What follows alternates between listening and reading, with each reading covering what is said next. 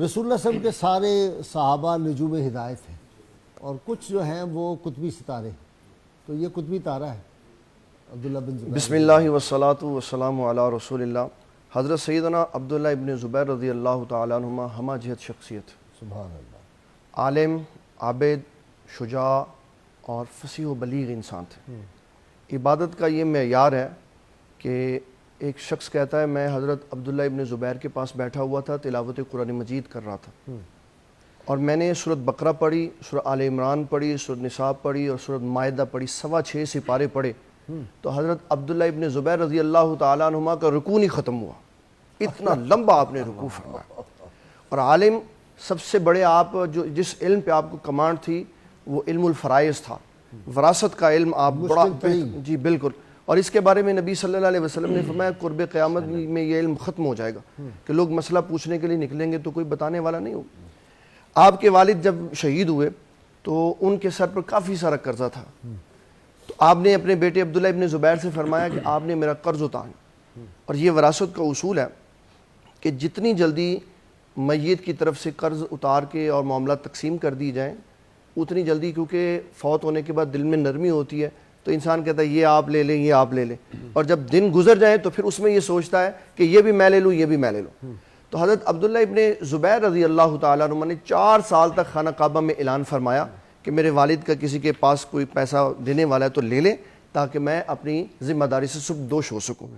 تو اس اعتبار سے حضرت عبداللہ ابن زبیر رضی اللہ تعالیٰ عنہ عالم بھی بہت بڑے تھے۔ ایک بندے نے ان سے سوال کیا کہ آپ امیر ہونا چاہتے ہیں اور عالم ہونا چاہتے ہیں یا جاہل اور فقیر ہونا چاہتے ہیں؟ تو حضرت عبداللہ ابن زبیر رضی اللہ تعالیٰ عنہ فرمانے لگے میں عالم بننا چاہتا ہوں، جب میں عالم بن جاؤں گا تو اللہ علم کی برکت سے مجھے مال عطا فرما دے گا، اور اگر میں عالم نہ بنا جاہل رہا تو پھر یہ ہوگا کہ کوئی ایسا کام مجھ سے سرزد ہو جائے گا جس کی وجہ سے دولت بھی چلی جائے گی اور میں فقیر بھی ہو جاؤں گا اور جاہلوں کی صف میں بھی شامل ہو جاؤں گا۔ اور دلیر اتنے تھے کہ چھوٹی عمر میں، یہ وہ زمانہ تھا جس زمانے میں حضرت سیدنا عمر بن خطاب رضی اللہ تعالیٰ عنہ کو جاہ و جلال اتنا تھا کہ بڑے بڑے راستہ چھوڑ دیتے تھے، آپ کھڑے رہتے تھے۔ تو حضرت عمر بن خطاب پیار و محبت سے پوچھتے تھے عبداللہ ابن زبیر آپ مجھے دیکھ کے کیوں نہیں اندر جاتے؟ تو حضرت عبداللہ ابن زبیر رضی اللہ تعالیٰ عنہ فرماتے کہ میں نے تو کوئی جرم کیا نہیں، اور دوسری بات کہتے تھے راستہ اتنا کھلا ہے آپ کو گزرنے میں کوئی دقت نہیں۔ موروثی طور پر ایک ہمت اور شجاع آپ کے اندر تھی جس کی وجہ سے آپ کبھی بھی کسی شے سے نہیں ڈرے، اور جب آپ شہادت کے لیے گئے تو آپ کی والدہ محترمہ حضرت اسماء بنت ابی بکر ان سے پوچھنے کے لیے آئے کہ مجھے پیشکش ہو رہی ہے کہ آپ سرنڈر کر دیں، سرنڈر بیعت کر لیں، ہاں تو کیا کروں؟ آپ نے فرمایا کہ دین دشمنوں کے ہاتھوں قیمہ ہو جانا یہ بہتر ہے کہ ان کے ہاتھوں پہ بیعت کر لی جائے۔ یہ اتنا کمال جملہ ہے، اور بتا دیا کہ حق کے لیے کبھی سرنڈر نہیں کرنا، حق کے چھوڑ کر باطل کے بارے میں کبھی نہیں اور آپ کو پتہ ہے یہ ری ایکشن بھی جو آپ کا آیا نا جب سیدنا امام علی مقام کی شہادت ہو گئی